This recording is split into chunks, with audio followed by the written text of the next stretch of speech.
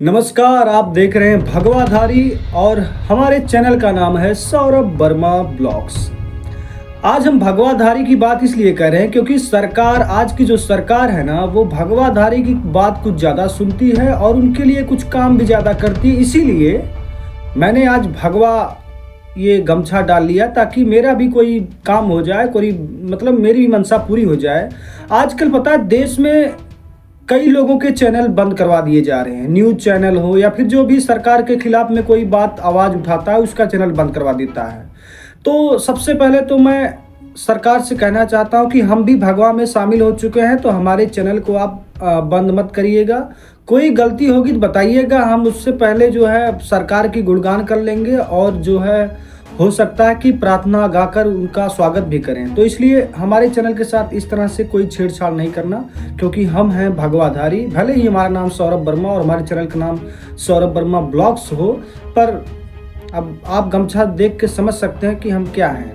हम बात कर रहे हैं कि देश में इतना बड़ा हमला हुआ, पहलगाम में 26 लोगों के ऊपर हमला हुआ। 26 लोग तो जान चली गई, बाकी के 10-12 लोग तो घायल हैं। पर जनता परेशान है और सोच रही कि हमारी सरकार इसके ऊपर क्या फैसला करने वाली, सरकार कब बदला लेगी पाकिस्तानी आतंकवादियों से। मगर भैया सरकार कब बदला लेगी, कहां लेगी, कैसे लेगी, इसका पता तो सरकार के पास है। हम तो सिर्फ इतना बता सकते हैं कि सरकार पाकिस्तान या फिर आतंकवादियों के खिलाफ कोई कदम उठाए या ना उठाए, पर अपने हिंदुस्तान के चैनलों के ऊपर, खासकर न्यूज वालों के ऊपर बड़ा बड़ा कदम उठा रही है। जो न्यूज चैनल सरकार के गुणगान करते हैं, अंधभक्तों की तरह, गोदी मीडिया की तरह काम करते हैं, उनके चैनल पर सब्सक्राइबर बढ़ते जाते हैं, आमदनी बढ़ती जाती है, सब कुछ बढ़ता जाता है। अगर कोई मीडिया, कोई न्यूज चैनल सरकार से ज़रा सवाल पूछ ले कि मोदी जी आप ये बताइए कि इतने लोग पहलगाम में कैसे पहुंच गए, अगर पहुंच गए तो उनके ऊपर हमला कैसे हुआ, कहाँ थी आपकी सेना, तो मोदी जी कुछ नहीं बोलेंगे। मोदी जी से पूछा जाएगा आपका कदम क्या होगा, तो वो कहेंगे ये गुप्त का मामला है, ये सरकार का मामला है, कुछ नहीं बताएंगे। हमला कैसे हुआ कुछ नहीं बताएंगे, जवान कहाँ थे कुछ नहीं बताएंगे, लोगों को के ऊपर इतना महंगाई क्यों कुछ नहीं बताएंगे, जीएसटी बढ़ती जा रही कुछ नहीं बताएंगे। लेकिन मस्जिद के नीचे मंदिर है तुरंत बता देंगे कि हाँ आप जाके खुदवाई शुरू कर सकते हैं। कानून भी वैसा लाते हैं कि हाँ खुदवाई चालू हो जाए। खैर, हम न्यूज की बात कर रहे थे। देश का बड़ा चैनल, नेशनल चैनल था 4 PM चैनल, इसको सरकार ने बैन करवा दिया। क्यों बैन करवा दिया उसी भी बात करेंगे। 29 अप्रैल 2025 को केंद्र सरकार ने 4 PM न्यूज चैनल के यूट्यूब चैनल को ब्लॉक कर दिया। कारण बताया गया कि राष्ट्रीय सुरक्षा और सार्वजनिक व्यवस्था के लिए, मतलब इनके चैनल से राष्ट्रीय सुरक्षा में कोई खतरा था। अरे मोदी जी, सरकार जी तब बता दिए होते क्या खतरा था, मगर कुछ नहीं बताया गया, सिर्फ इतने बताया गया हाँ खतरा था। चलो, लेकिन हैरानी की बात यह है कि सरकार ने कोई ठोस सबूत या स्पष्ट जानकारी अभी तक नहीं दी है। 4 PM ने ऐसा क्या किया, सवाल ये है 4 PM ने ऐसा क्या कर दिया मोदी जी। उससे बड़े बड़े काम आपने कर दिए, पर आपके ऊपर बैन तो नहीं लगा। आपने कहा था काला धन आया, नहीं आया। आपने कहा 2 करोड़ नौकरियां देंगे, मिला नहीं मिला। आपने कहा था कि जो है थाली थाली बजाओ, क्या फ़ायदा मिला, पता नहीं। आपने कहा था कि नोटबंदी से आतंकवादी ख़त्म हो जाएंगे, ख़त्म हुआ नहीं हुआ। तो ये सारे सवालों के जवाब मोदी जी को देने चाहिए और बैन उनकी बातों पर या फिर मोदी जी के ऊपर लगा देना चाहिए, क्योंकि उन्होंने कई बातें ऐसी कही है जो गलत है। ये तो ये बोल गए कि आपका मंगलसूत्र छीन के वो उनमें बांट देंगे जिनके ज़्यादा बच्चे। खैर, जाने देते हैं। 4 PM के एडिटर संजय शर्मा ने इसे लोकतांत्रिक पर हमला कहा। बिल्कुल हमला भैया। अगर मीडिया को दबाया जाएगा, मीडिया के चैनल को बंद किया जाएगा, तो ये हमला है। मात चलिए। खैर, हमारे जैसे कुछ भगवाधारी होंगे वो तो खुश होंगे। खुश रहिए भैया, हम भी खुश हैं।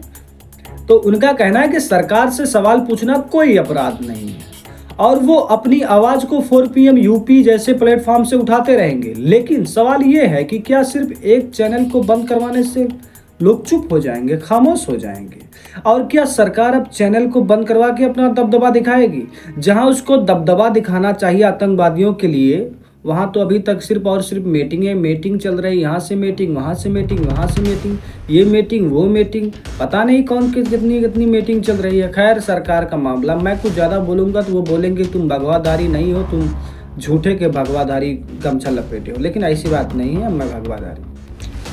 4 PM पुराने चैनल है, नेशनल चैनल है, बेबाक पत्रकारिता के लिए जाना जाता है, यानी कि बेबाक सवालों के लिए जाना जाता है। कोई भी मुद्दा हो बड़े आसानी से सरकार के ऊपर उठाता है। खैर, अब जैसे कि मुद्दा कौन सा होगा, बेरोजगारी, महंगाई, सरकार की नीतियों, खामियां, भ्रष्टाचार। हाँ, चैनल हमेशा सरकार से तीखे सवाल पूछता है। कई बार इसके वीडियोज में सरकार के रवैये को कड़ी आलोचना की जाती है और इसी की सजा शायद सरकार ने इसे दे दी। भैया, महंगाई पे बात करोगे तुम, आतंकवादी कहाँ से घुस गए तुम पूछोगे, हम तुमको पूछवाएंगे, तो बंद कर दिया गया। ऐसा हो सकता है, ये मेरा दावा नहीं किसी कारण बंद किया हुआ, पर ऐसा हो सकता है। अब सवाल ये है कि क्या लोकतांत्रिक में मीडिया को दबा दिया जाएगा और सरकार दबाती रहेगी? एक केस नहीं है, अभी ये लखनऊ की कोई डॉक्टर महिला जी हैं, उनके ऊपर भी FIR हुआ देशद्रोह का, और दूसरा नेहा सिंह राठौर जी हैं जो भोजपुरी गायक सिंगर हैं, उनके ऊपर भी FIR हुआ क्योंकि उन्होंने कुछ सवाल पूछे थे। उन्होंने कहा था कि मोदी जी नहीं कहा था कि सरकार बिहार में चुनाव है तो इसी मुद्दे को ले जाके जनता से कहेगी और वोट मांगेगी। तो मोदी जी ने तो वोट मांगा है भैया। पहलगाम का हमला, पुलवामा का हमला जब हुआ था तो मोदी जी ने कहा था कि आपका वोट क्या उन शहीदों के लिए समर्पित हो सकता है। तो भैया, जब मोदी जी वोट मांग सकते हैं तो कोई कह नहीं सकता, मगर नहीं कह सकता, क्योंकि तानाशाही अगर कहीं से आएगी तो यही से आती तानाशाही। तानाशाही थोड़ी है कि किसी तिजोरी में बंद है बस खोल दो तानाशाही निकल गया, नहीं नहीं। तानाशाही तो सरकार के अंदर होती है, जिसको चाहो तब गिरफ्तार कर लो। अब देख लो, देश में, लखनऊ में, आगरा में करनी सेना और ना जाने कैसे कैसे लोग हैं, ना जाने क्या क्या कर रहे हैं, दलितों के ऊपर पिटाई हो रही है तो मर्डर कर दिया जा रहा है, मगर है। तो अब सवाल ये है कि सरकार मीडिया को बंद करना चाहती है।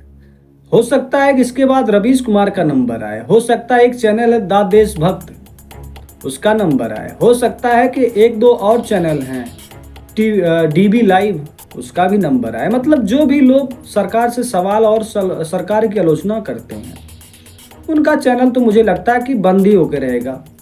और मेरा नहीं बंद होगा, क्योंकि मैंने भगवाधारी पहन रखा है, मेरा चैनल नहीं बंद होगा। और मेरा जब बंद होने का पारी आएगा तो मैं सरकार से कहता हूँ कि आप फ़ोन कर दीजिएगा मुझे कि हाँ तुम गलत बोल रहे हो, हम अगले सुबह अगरबत्ती उत्ती लेके हम पूजा आरती करने लगेंगे ताकि हमारा चैनल बचा रहे। नहीं, हम ये सब काम नहीं करेंगे कि हमारा चैनल बैन हो जाए।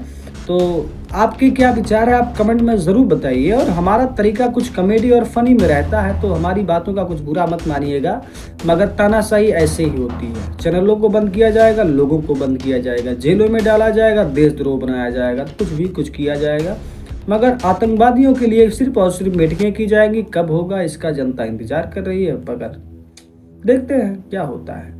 यहाँ तो अलग ही है।